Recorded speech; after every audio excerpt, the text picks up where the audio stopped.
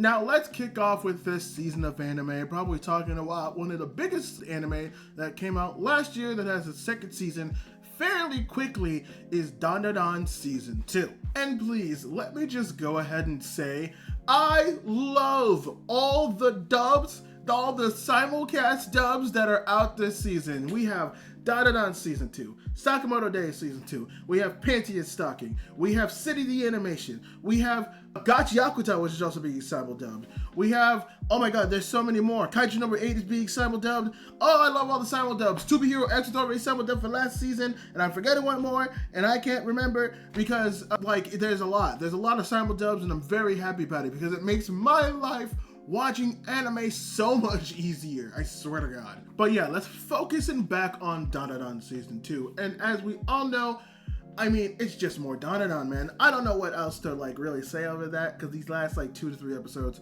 they have just been Dandadan. They have been Dandadan. I could get why people were a little skeptical on the first episode with the scene at the bathhouse. Now, personally, I don't think that one was as bad as the one from season 1. I know people have their gripes with certain things. I know, people have their issues.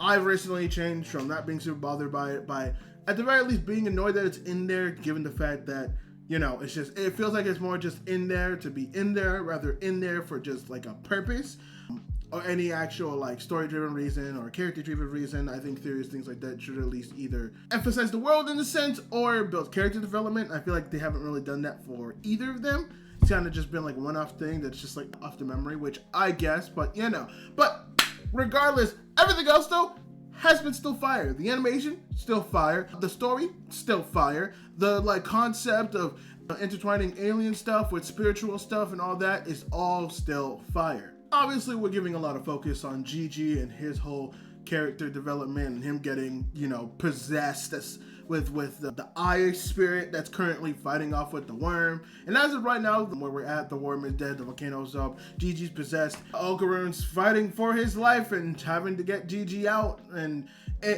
everything is the most Dandadan it has been so far. Shit is off the walls. Shit is getting hectic. I only expect this type of story to go on for a couple more episodes, maybe 2 or 3. I assume they'll fix the volcano and the volcano stuff in either 1, maybe 2 episodes.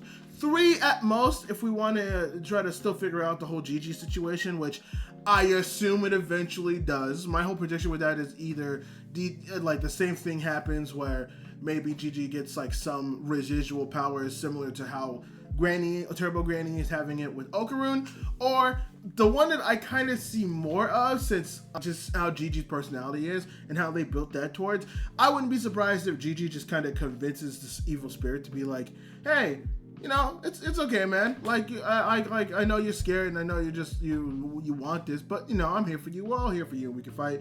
And the spirit kind of just changing tune of being I don't like any of you, but I like Gigi, so I'll help. I'll lend you my power. I'll lend Gigi my power because I like him. But screw you all. I also do like that the family itself, the family who have been sacrificing people for I think over 200 years to keep the volcano at bay, weren't just other spirits. They were also themselves people, because I think in the world of Dandadan, obviously the whole first season we've been really dealing with aliens and we've been dealing with spirits, but we've only really been dealing with that. Sometimes we'll deal with humans, like the pink hair girl. I feel bad for not remembering her name because I definitely spent a lot more time with her than Gigi, but I still remember Gigi's name only because Gigi is an easier name to remember.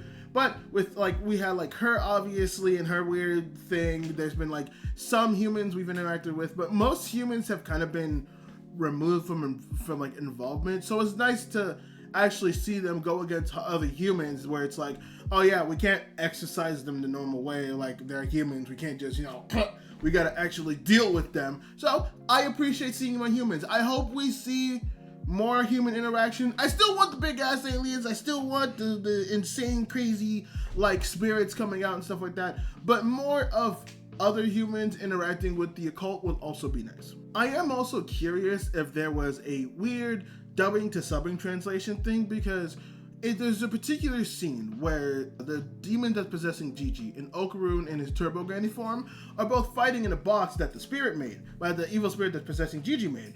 And so he's beating the box out of him, but then Okarun goes all out fighting him. And he's doing like a countdown of how many punches he's doing. And I don't know, like, for any reason, if that's like, if he's just doing that to be like, oh yeah, I got to do it 20 times and then whatever. But I haven't heard it in Japanese. I should have for the purpose of this video, because I wanted to bring it up.